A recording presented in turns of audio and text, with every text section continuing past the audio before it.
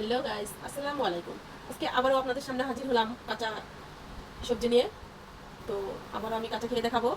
আপনারা সবাই কমেন্টে বলবেন যে কাঁচা খেয়েছি, এটা কি খেয়েছি।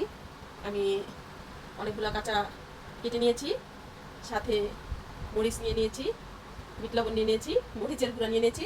তো এগুলোকে আমি সব কাঁচা খাবো। তো আপনারা কে কে এগুলো কাঁচা খেতে পারেন সেটা কমেন্টে বলবেন। আমি কাঁচা খেলাম, আপনারাও খাবেন, অনেক মজা। মরিচের গুঁড়া নেবেন, কেউ হাঁকি শুকনা মরিচ ভেজে তারপরে ব্লেন্ডারে গুঁড়া করে নেবেন। তো বিট লবণ নিয়ে নেবেন সাথে, খেতে আসলে অনেক মজা। আপনারা খেয়ে দেখবেন।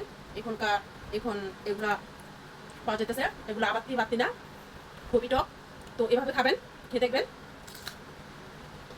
অনেক মজা। এগুলো খাবেন আর আপনারা কমেন্টে বলবেন আমাকে আপনাদের খেয়ে কেমন লাগছে। আমারটা খুব ভালো লাগতেছে, খুব মজা। কারণ আমি বিট লবণ নিয়ে নিয়েছি, মরিচের গুঁড়া নিয়ে নিয়েছি, আবার একটু মোটা করে কেটে নিয়েছি, কারণ অনেক টক, আমি টক বেশি খেতে পারি না। অনেক মজা, আপনারা খাবেন। অনেকে টক খেতে পারে, আমি খেতে পারি না, আমার একটা খেতে অনেক সময় লাগতেছে। তো আপনারা একটু বেশি তাড়াতাড়ি খাবেন। আমি হয়তো এটা খেয়ে আর খেতে পারবো না, কারণ টক আমার পছন্দ না। কীভাবে খাবেন সেটা খালি দেখালাম। ফাঁকি মরিচের গুঁড়া, বিট লবণ। আমি যে যারা শুকনো মাছ খেতে পছন্দ করেন, এরা শুকনো মাছ ফাঁকি করে ব্লেন্ডার না থাকে শিল্পটা বেটে তারপরে খাবেন, খুব মজা।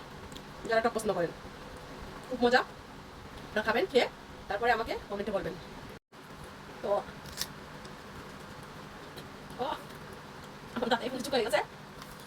তো আজকের জন্য টাটা, বাই বাই। আবার দেখা হবে কোনো একটা কাঁচা খাবার নিয়ে।